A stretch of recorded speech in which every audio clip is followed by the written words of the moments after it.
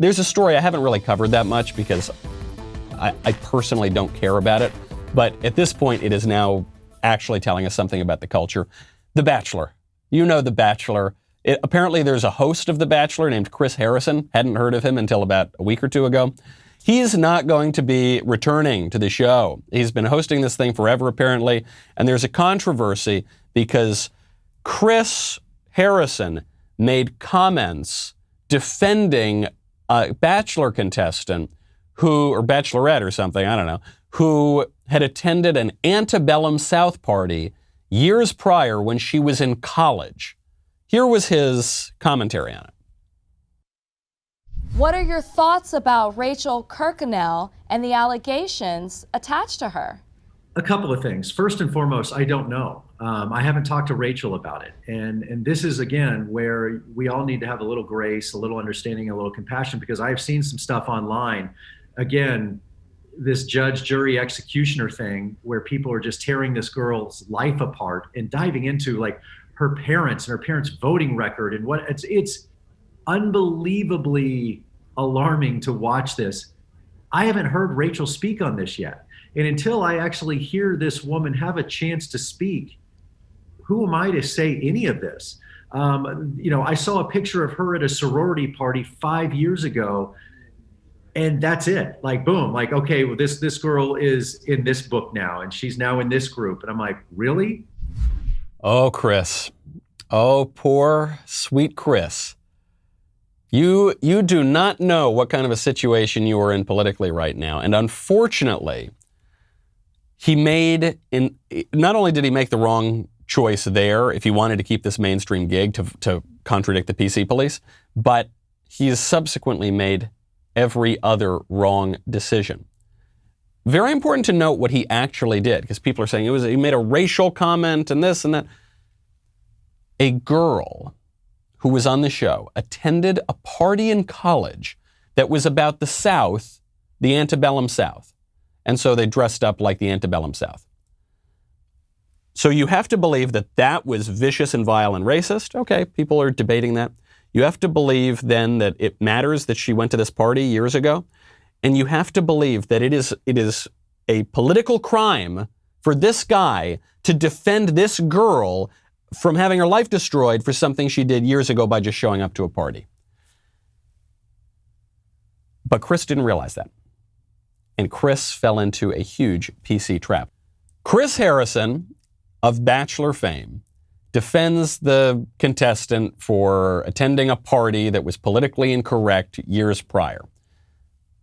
Fine, I actually sort of give him credit for saying we need a culture of grace. We shouldn't just be jumping on top of one another and trying to destroy each other's livelihoods all the time in bad faith. But then he made a fatal error, and I don't think anybody's going to be defending him anymore. He apologized for encouraging grace and for defending the girl. Why would you defend Rachel Kirkconnell? I am an imperfect man. I made a mistake, and I own that. I believe that mistake doesn't reflect who I am or what I stand for. I am committed to the progress, not just for myself, also for the franchise. So this is pitiful to watch a grown man do this, but it's also despicable because he was making a principled stand to say, no, I'm going to defend this girl who was a contestant against the mob for doing something that should not cause her to have her life ruined.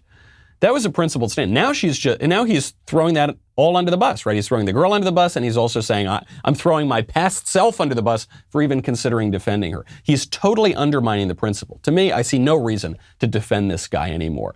I'm sure the reason he did it is because he's weak, and that's very sad, but what can you do? I was debating this issue with Megyn Kelly last week. I was on Megyn Kelly's podcast, which you can download. It's out now. And we were debating this apology. She was the one who called this guy to my attention because I couldn't have picked him out of a lineup. I hadn't, you'd be shocked to hear I don't watch The Bachelor all the time. And Megyn said, look, I get it. He's got a good gig. All these guys, we were talking about the Mumford & Sons musician. Now his name escapes me too. All these people who were constantly being canceled, and then they caved to the woke mob. And Megyn said, look, it's a good gig. And so I get it. traditionally this is what people do. And I pointed out to her, I said, yes, in the past, even if you think it's kind of silly, you contravene whatever the fashionable political ideas are of the day. You apologize, especially if you do something actually wrong, you apologize, and then people forgive you, and that's that. But that's not what's happening right now. The choice is not between speak out against the mob, stand up for Grace, stand up for the girl, and lose your job, and don't cave to the mob, but keep your job. That's not the choice. You've already lost your job. The only question is, are you going to degrade yourself further? It reminds me of one of the last scenes of Breaking Bad, way toward the end of the series. Spoiler alert if you haven't seen it, but it was on, like 10 years ago? So, you missed your window for spoilers. The brother-in-law, the cop brother-in-law, Hank, is lying there on the ground. Walter, the drug runner, is there, and he's pleading with Hank. He says, Hank, please, just tell this cartel kingpin type guy, just tell him you'll protect him, you won't turn him in, you won't go after him. Just please, just beg for your life, and then he'll let you live. And the cop, Hank, has one of the most memorable lines in TV. Hank, listen to me. You gotta tell him. You gotta tell him now that we can work this out. Please, please. What? You want me to beg? You're the smartest guy I ever met. And you're too stupid to see. He made up his mind 10 minutes ago.